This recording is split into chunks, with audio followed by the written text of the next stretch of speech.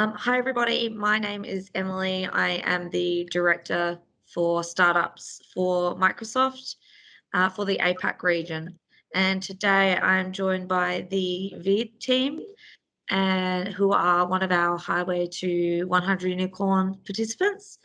And I would love to introduce them to you. So, guys, if you can just please introduce yourselves, and also whoever wants to take it, what Veda actually does.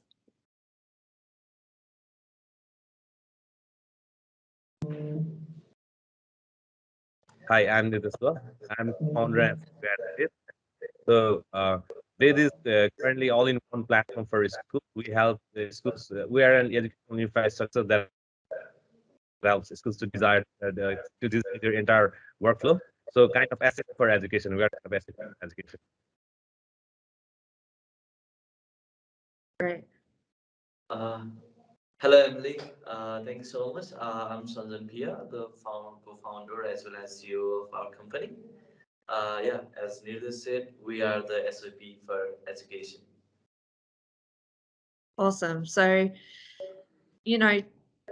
tell us a little bit about, you're an ed tech company. Tell us a little bit about the challenges that you're facing today within your product, within the industry. What are the biggest challenges you're seeing?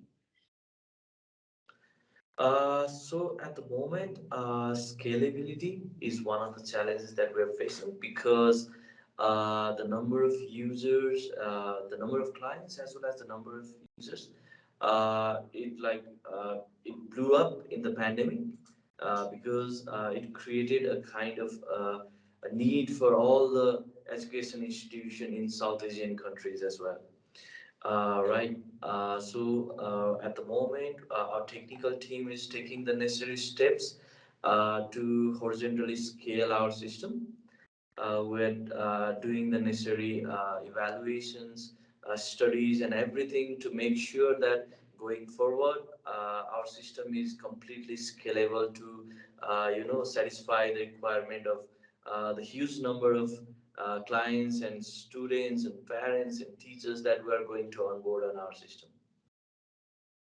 I was going to ask you how has COVID affected and transformed your business? So you've pretty much answered it. So I think it's safe to say that you're in an industry and your company has obviously been affected by COVID, but in the sense that there were, we had to start doing online learning and things like that. So has it transformed your business in terms of, you onboarded so many more users during COVID and you see that continuing? Like, what are you seeing as the trends in the market at the moment as well?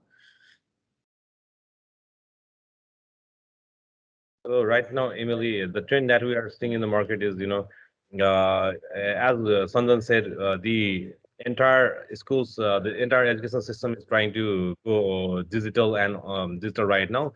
And I think COVID-19 pandemic actually accelerated the process.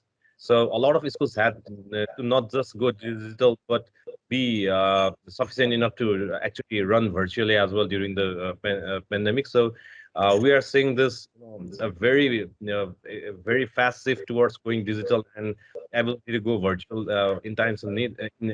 So actually, this is a phenomenon happening all over the world, and more so in developing nations, emerging nations, because we did not have infrastructure to do that, and we are seeing that this is the market which will boom in coming years, right? So that is what we are seeing in the market. Yeah. Yeah, it's fascinating what the pandemic's done and how quickly it's actually made us all think about digitizing absolutely everything. And I know that in Southeast Asia specifically, we're seeing a lot of these things popping up. So it's really cool.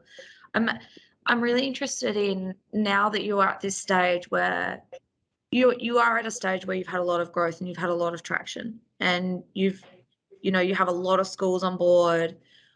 What are some of the key criteria now for you when you make technology decisions for your company? Regarding this, whenever we make decisions on what we're going to do next, what are our plans for maybe next 3 months or 6 months or a year. We always take into account the longevity, the business strategy. Will it align with the requirement, and how long will this new feature or new whatever we're developing technically, how long is it going to be useful for the users, right? So we always take that into account. We also look into the technological feasibility, just to see into like, do we have the necessary resources to build this, and are we going to be too late, or is this technological feature is going to be too soon for the market as well.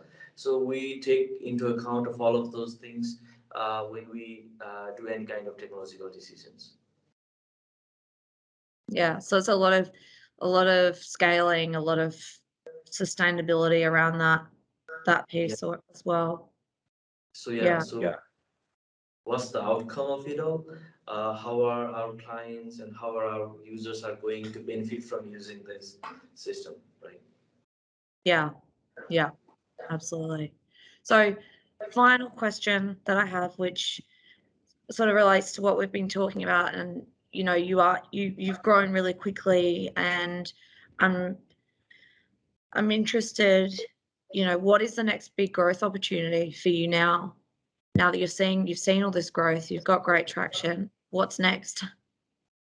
So for us, Emily, the next thing would be growing into other markets, right? So there are these big markets in emerging nations that are India, Indonesia, Bangladesh, and all those big markets. We are looking to start launch our product in those markets and scale in expanding there. So from business perspective, this is the huge opportunity for us. And in terms of technical side, we are actually try using all those ML and AI algorithm. We are building those systems to actually help schools make inference out of data, make informed decision making. So in this, so technically it will be AI and ML, but then in business wise, expansion to new markets and growing over there would be our next thing for our business. Great. Awesome. I can't wait. We're really looking forward to working more together as well. So thanks for chatting to me today. It's been really great, and hearing all about your business and also about educational technology as it stands as well at this point in time, which is a really interesting time for EdTech, having just been through a pandemic and still going through one. Yeah, absolutely. All right. Thank you so much, guys. Thank you, Emily. And it's really to be part of the software unicorn. Thank you. Thank you. Thank you so much. Thanks. Thank you. Awesome. Bye-bye.